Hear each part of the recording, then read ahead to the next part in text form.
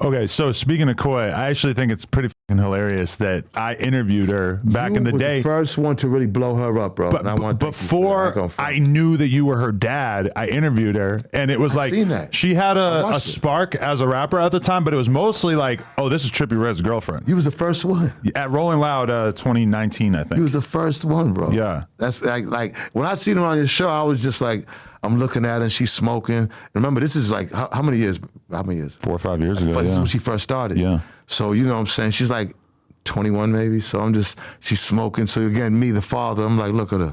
And then her eyes are getting chinky. I'm like, look at her. She look kind of like me and shit. I was like, look at Koi. But it was dope. The vibe was dope between y'all.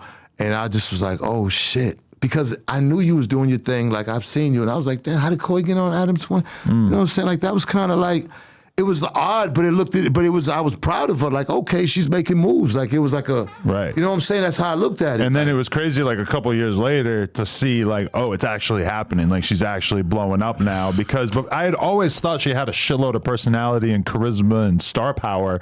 But then all of a sudden, that combined with the music started really cracking her shit off, and I was very impressed. Man, I wish, like, every time, like, it still doesn't even dawn on me. It's still, honestly, everything, and even with us, the shit with us going back and forth on the internet, which is unfortunate, and I regret, but I understand this is what happens on the internet now. And she's a young, you know what I'm saying, generation, and this is what they do. And I'm from the old school, so it's like, you know what I'm saying, it's really like, whoa, and it's been a challenge, you know what I'm saying, to be honest. But to wake up every day, I still don't believe it.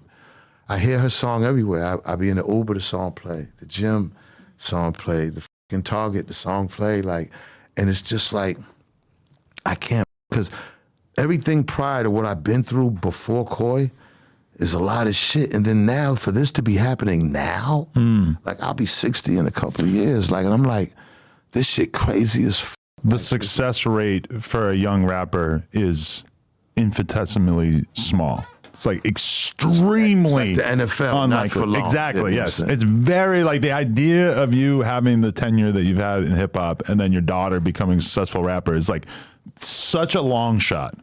It almost never happens. I just, like, because like, okay, when you look at, okay, I'm a street guy. I met Dave on a Hummer, and the next thing you know, all the sauce and everything that came with it. 18 years. And then, okay, that's over with. And then, like, loving hip hop, like, that was like a phenomenon. You know what I'm saying? Like, how the fuck did that happen? I didn't cast for it. I just, again, you know what I'm saying? Now, and all the shit that happened with that. And then now, like, Koi, like, you know what I'm saying? And it's not like because my son raps, Ray raps, Chavo. And he had to deal with Baby Pun when he was 9. So it's like, they got 2 separate mothers, but you know what I'm saying? But I never seen Koi doing this. It wasn't, in my mind growing up, I'm like, you want your daughter to go to college. I got sons, and then there's 2, she had 2 older brothers that I took care of. So it's like, I'm always, she's the only girl. So I'm holding her a higher standard than the boys. And I want her to really walk the straight line, and she's gonna be, you know what I'm saying? And once I started seeing her get in, it's funny because I always say this, but she started listening to Chief Keef. So that's the first hip hop I saw her getting into when she was like maybe 16. So for you as a dad, and again, I have a 3-year-old daughter, so whatever you've been through in your life, you got a long way to go. She's gonna be a hero, then you're gonna get 15, and things are gonna change a little bit. Once you stay in her life, all right, I'm gonna let you talk, but if you're still with the mother and things are going great, a lot of if stills have to happen. Right. Because if you're not, then no matter, then if you're not going to be there, 9 times out of 10, you're going to go through the hell of the single parent with the mother having them, and because that's hell.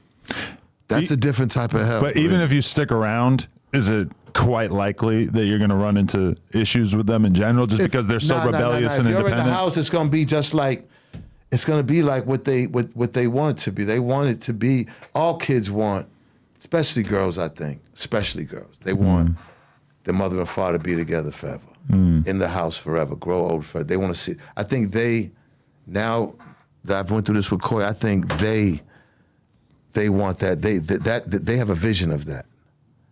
And it don't happen so often in the hood. You know what I'm saying? So if you're in your daughter's life, continue with the mother, and y'all are working it out, and y'all are married, and there's not like 6 other kids, you know what I'm saying? You know what I mean? That's another thing. When you have so many kids, it's so hard trying to balance love because they do get jealous of each other in time, and especially Steps. Oh, Steps is a motherfucker.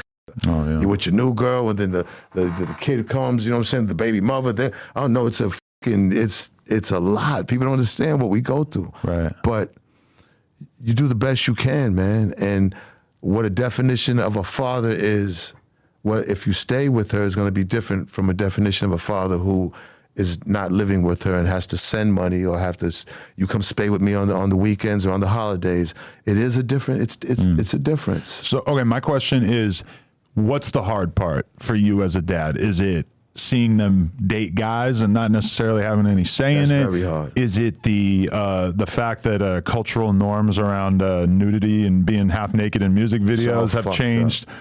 What's the hard part for you as a dad? That this is even happening. Like, like how the fuck is this happening? And me being, again, I'm, you know what I'm saying? Like I said, I got to only, like, you know what I'm saying? So I want to sound like a hypocrite, but I feel like I'm grown and I've been around, but it's just like, what can I say? It's just something that's hard for me to emotionally deal with. I be having to talk to people. I be needing therapy to talk about that because I don't know how to deal with that shit other than to probably ignore it. I mean, I don't know how to deal with like that with my daughter. That's all. You know what I'm saying? I don't know if it's not like to the extreme, but I just, how can I put it? Like, I just, I don't know. It's hard to even put it. But for me to say, I'm just, I can't follow her Instagram because then, she could be in a bikini, twerking or something. But I love her to death, you know what I'm saying? So I want to be able to, visualize her the way I want to visualize her as my daughter, not necessarily as an artist or as coy or, you know what I'm saying? Like, I don't want to visualize my daughter like that. My mother has followed and unfollowed me on Instagram quite a few times over the years. I noticed those for similar reasons, for sure, yeah. I mean, come on, man.